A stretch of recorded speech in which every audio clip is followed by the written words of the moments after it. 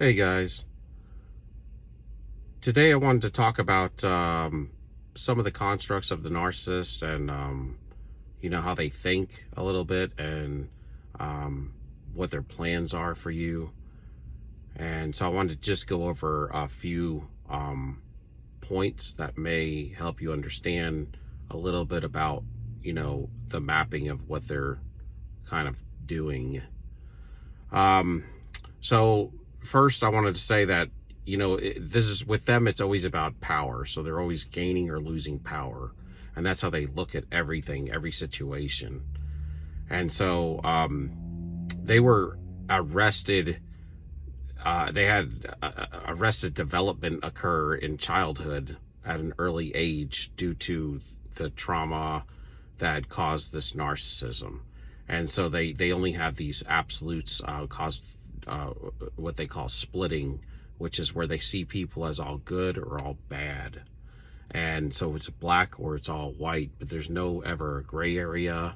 And so without the gray area, it's hard for a narcissist to have any kind of come to any kind of clear understanding, or to be able to reciprocate or work with you in just any situation, because it's either you're going to be looked at as their companion, that they can never trust you, but somebody on their side, or somebody as the enemy. Okay, but they're never loyal to you. And so regardless of that, and that's why sometimes when they you see them fly off the handle, it's because you said something that almost it injured them to the point to where you're almost seeing that that white black situation happening in front of your face. So they have this deficit of the gray matter, that scientific studies have proven to show in their brain. And due to that, you have these 8 emotions, and they have it's called like Plutchik's wheel of emotions, and there's 8 emotions that, generally speaking, humanity have, and they are I'll run off them. They're joy, trust, fear, surprise, sadness, disgust, anger, and anticipation. And on this wheel of the core emotions that all humanity typically have that are healthy, the narcissist typically does not have the trust and the joy. Those are the 2 that are absent.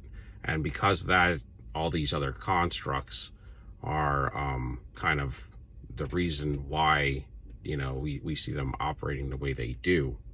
And when they do see you, one of the reasons you may have been targeted over and over, I know we all grew up in these households and families, so we were prepped for this, but they see that joy and that trust in you, and so that's something that provokes them to want to take you out or something, or put that light out, so to speak. But and they kind of look at it like in their grandiosity that it just doesn't apply to them.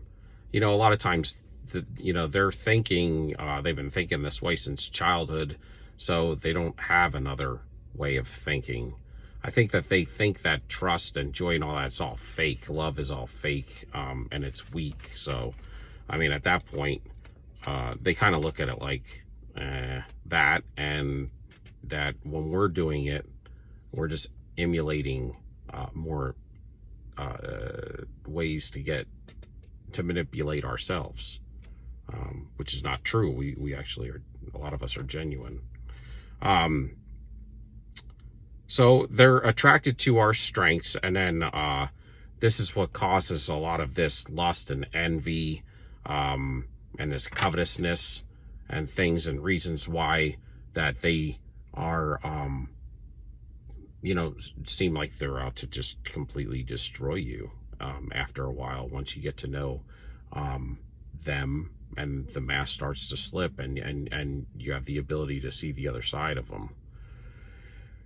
And so there's 5 different strengths that they target. And so they are financial stability, relationships. They love to destroy, like, for instance, if people are married, they, in a weird way, I don't know, it's dark nature, they want to just destroy the marriage by getting the partner to cheat with them. Um, Physical health, career, and success. So those are the 5 different strengths that they target. They usually come into the relationship with you out of these 5 categories, and they target you based on your joy and your trust, and then and your love and emotions. And then they, I don't know, I wrote down that they target, then they destroy, then they take your assets, and then they leave. And if they destroy you enough, they want you to end up in a psych ward, or God forbid, offing yourself. And it's not funny, but I mean, I hate to even use these words, and be serious, have to be serious about it. But that's really what they would want. That's why I've said before that they wouldn't dig your grave, but they'll dance on top of it, and they'll take the emotions from all the people that would, help mourn their loss with the narcissist when you're gone. But if they haven't completely destroyed you, then, they're going to come back and hoover you, so they can, just continue to break you down and destroy you. I mean, it's terrible. But they, they just come to acquire power over you, and they do it to be superior to you, and that's what they do when they come in. I mean, they gain your love and your trust and your emotion stability through the love bomb phase. And then after that, like I said, they do all the work in the beginning, in the first stage. And then after that, you're the one that's putting in all the work. And part of their, your benefit is you get to benefit in the love bomb phase. I mean, because it just feels good, but it's not good for you. And then and then they benefit all the way through. And part of one of their prizes is to devalue and destroy you, and to discard you and leave you for dead. That's one of their enjoyments, because they're sadistic. And so they want to shatter your identity. So after the love bomb phase, or during the end of the love bomb phase, they'll start to change you slowly. Like, if they could change just a few things about you every week, like your self-care, you might go to the gym, you might, they might make everything toxic. Everything around them always is toxic, because they have bad energy. And we all know that, it's just, what you put out there is kind of what you get back. And, how you feel is important about the life around you and what you're going to experience. And so they're just not happy. They're not trusting. They have no joy. And if you have any of these things, they just want to take it from you and feed off it into they want to change it and convert it into a negative energy and abuse with it. And that's what they do with your energy. It's like they can't even take your energy and build off it or grow from it. They take it and switch it to evil and then destroy with it. And I do believe it's because we're not just dealing with them. There's some other stuff in there. And I believe that, these things inside them are a black hole. I just think that they're weak. A lot of people talk about this too, but they're weak spirit. They have a weak soul innately. And then maybe mixed with this trauma, just completely breaks them down. If we want to go with the natural reality of how science or psychology says that they are formed, today we're going to go with that. But they just want to gain superiority over you, supremacy. They want to be imperial, and they are, like, they do believe somehow that they're godlike. I don't get that at all. Somebody in humanity can think that. But anyway, but they apparently do. So they want to just destroy your identity, and if they can get you to change one, or it's insidious, they call it, and they want somebody that's malleable, which means, I guess if you were to take a hammer and bang some soft metal, you can move it into place slowly, it'll bend, and they want to continue make you bend, and, you know, adjust to their liking, and they'll just do it slowly over long periods of time. And then before you know it, you know, you'll look at yourself and you won't know who you are, and you'll be sick, because, you know, that body knows when it's being mistreated, when it's being abused, and it does keep score, they say. And that's true. I do believe that, because that's why you get these autoimmunes. This is why you get these you get, you know, overweight through the, you know, the hormones and the cortisols, because you're in overdrive all the time when you're with the narcissist. And you get the fibromyalgias and IBS, because you know, your gut is always related to your emotions, and that's kind of a newer study in the last, you know, 30 years or whatever, I don't know, but I do believe it to be true. I've dealt with depression in the past, and I've dealt with you know, gut issues too, but a little bit. But anyway, I mean, anytime when you're going through something, you're gonna be messed up. So, but yeah, so they want to change you. They'll criticize you, and that's how it starts. First, they, you know, they kind of like mirror you back in the love bomb phase, like, you know, you're falling in love with, you know, an image of yourself, right?